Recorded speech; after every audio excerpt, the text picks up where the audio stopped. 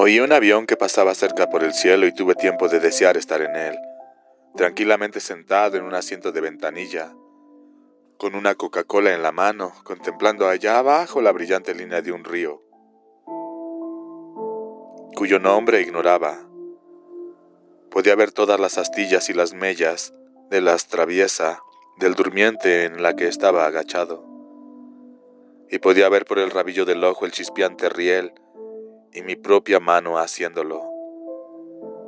La vibración de aquel riel penetró con fuerza tal en mi mano que cuando la retiré seguí sintiendo la vibración. Las terminaciones nerviosas entrechocándose, hormigueando tal como hormiguea una mano o un pie cuando se nos ha quedado dormido y empieza a despertar. Podía saborear mi propia saliva, súbitamente eléctrica y amarga y como coagulada en las encías. Y algo aún peor, lo más espantoso de todo, podía oír el tren, aunque no podía saber de qué dirección venía ni a qué distancia estaba. Era invisible y únicamente sabía que su llegada por el riel retumbante. Y únicamente sabía de su llegada por el riel retumbante. Solo aquello anunciaba su inminente llegada.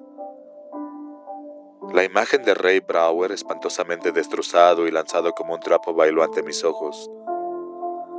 Pronto nos uniríamos a él, al menos Bern y yo, o al menos yo. Nosotros mismos nos habíamos invitado a nuestro propio funeral. Este último pensamiento rompió mi parálisis y me puse en pie de un salto. Este último pensamiento rompió mi parálisis y me puse en pie de un salto. Si alguien me hubiera estado mirando, seguramente le habría parecido un muñeco de resorte, aunque yo personalmente me sentí como un chico que avanzaba bajo el agua a cámara lenta, ascendiendo no a través de aire sino de agua, moviéndose muy despacio, avanzando con espantosa languidez y dificultad, con horrible lentitud hacia arriba. Pero al final toqué la superficie. ¡Tren!, grité. Dejé atrás definitivamente la parálisis y eché a correr. Bern se volvió a mirarme por encima del hombro. La sorpresa que distorsionaba su expresión era casi cómicamente exagerada, clara y grande como las letras de la primera cartilla. Me vio corriendo, saltando desmañada y torpemente de un durmiente al siguiente, y comprendió que no estaba bromeando. También él se echó a correr.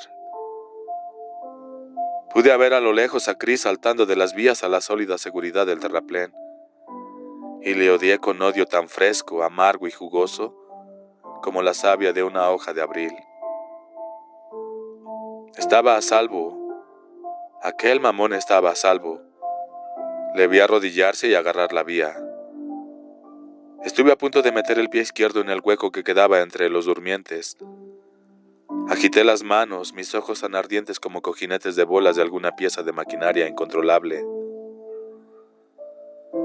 Mantuve el equilibrio y seguí corriendo. Ahora estaba justo detrás de Bern. Acabábamos de pasar aproximadamente la mitad del camino cuando oí por primera vez el tren. Venía detrás de nosotros, del lado de Castle Rock. Era un sonido bajo, retumbante, que se fue intensificando poco a poco, y el ruido monótono del motor diésel y el más fuerte y más siniestro de las grandes ruedas acanaladas girando pesadamente sobre los rieles. ¡Oh, mierda!, gritaba Bern. ¡Corre, imbécil!, le grité empujándole por detrás. ¡No puedo! ¡Me caeré! ¡Corre más deprisa! ¡Oh, mierda! Pero corrió más deprisa, como un espantapájaros arrastrando torpemente los pies con la espalda desnuda abrasada por el sol. El cuello de la camisa colgando y balanceándose por debajo del tronco. Podía ver el sudor de sus omóplatos formando perfectas gotitas redondas. Podía ver la fina pelusa de su nuca, Sus músculos se contraían y se distendían, se contraían y se distendían. Su columna vertebral resaltaba en una hilera de bultitos, cada uno de los cuales formaba su propia sombra. Podía verlos aproximadamente cada vez más a medida que se acercaban al cuello. Todavía portaba su hatillo y yo portaba el mío. Sus pisadas resonaban en los durmientes. Casi falló una. Se inclinó hacia adelante con los brazos extendidos y le empujé otra vez para que siguiera avanzando. «Gordy, no puedo. Oh, mierda. Corre más deprisa, imbécil», vociferé.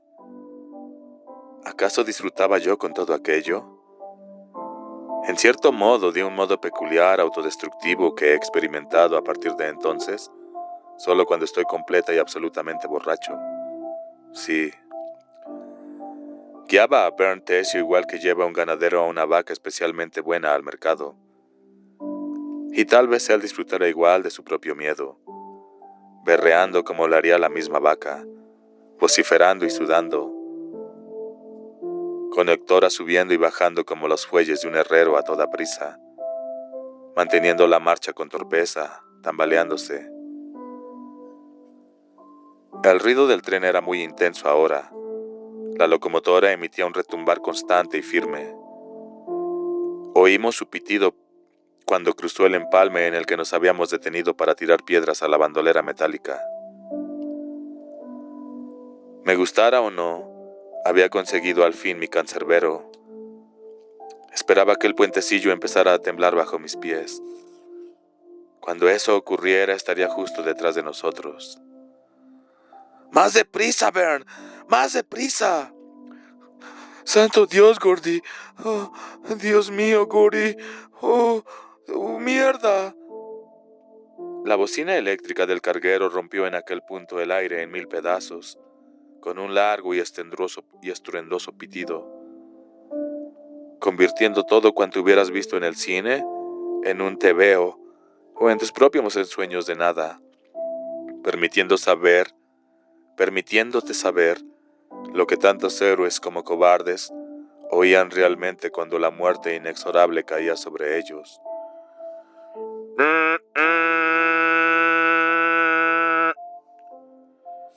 Y luego Chris estaba bajo nosotros, a la derecha, y Teddy detrás suyo, con las gafas reflejando arcos de luz del sol, y ambos estaban formulando una misma palabra.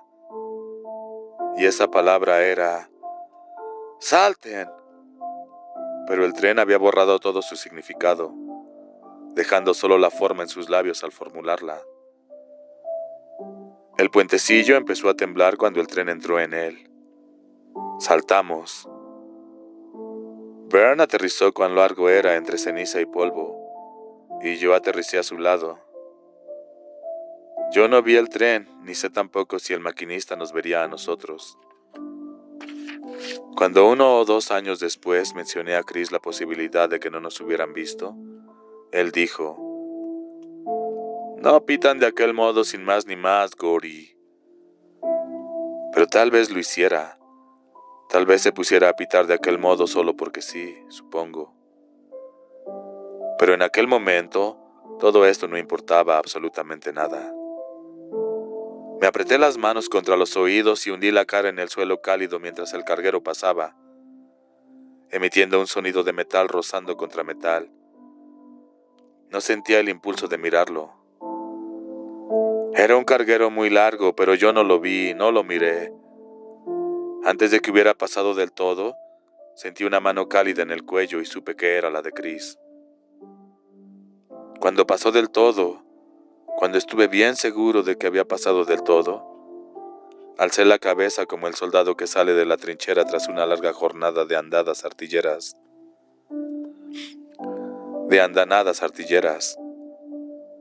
Bernd seguía pegado al suelo, temblando. Chris estaba sentado entre ambos con las piernas cruzadas, con una mano apoyada en el sudoroso cuello de Bernd y la otra en el mío. Cuando al fin Bernd se incorporó temblando de pies a cabeza y lamiéndose compulsivamente los labios, Chris dijo: ¿Qué les parecería si nos tomáramos esas cocas? ¿Le apetece a alguien tomarse una? A mí sí. A todos nos apetecía. 15. Como a medio kilómetro en el lado de Harlow, las vías del ferrocarril penetran directamente en el bosque. El terreno tupidamente arbolado desciende hacia una zona pantanosa. Estaba plagada de mosquitos casi tan grandes como avionetas, pero era fresca, deliciosamente fresca.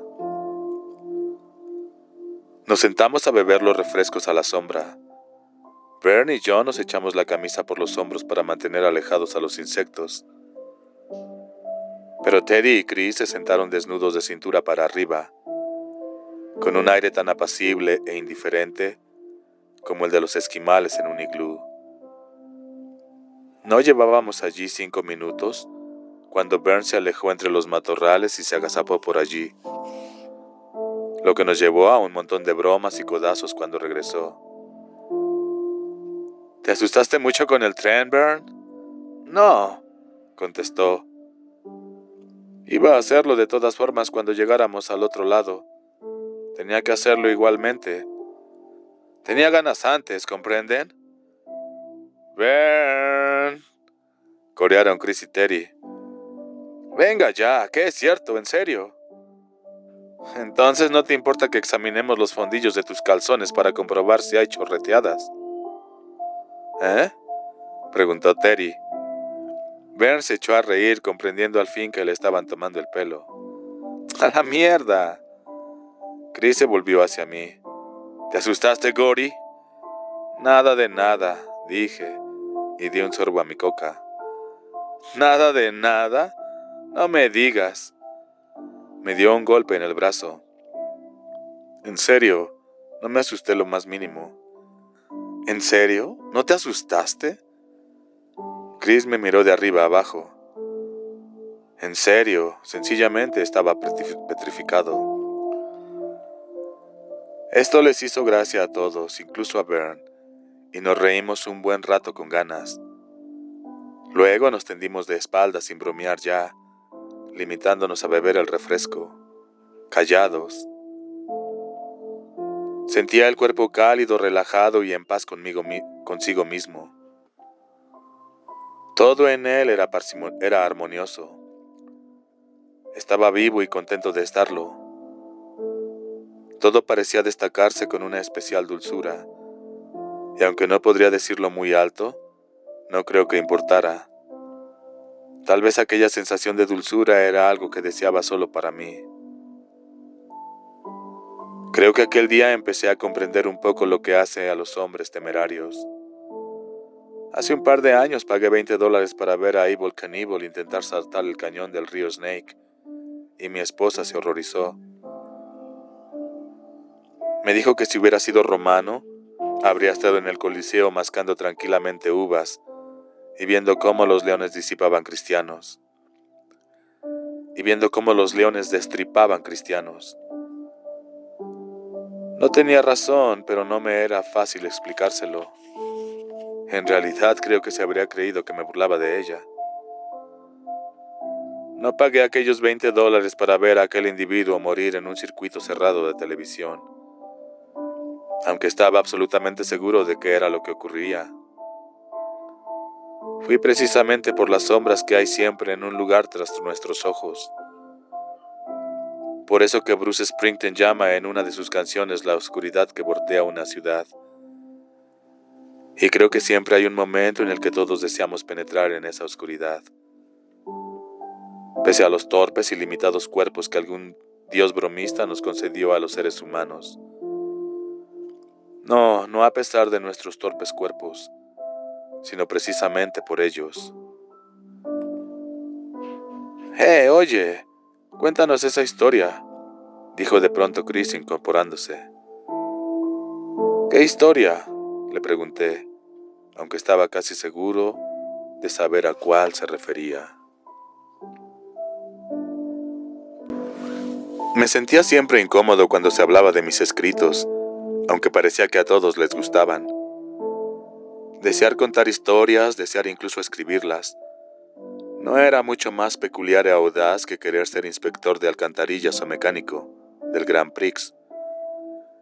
Richie Jan era un chaval que había pertenecido a nuestra pandilla hasta que su familia se trasladó a Nebraska en 1959.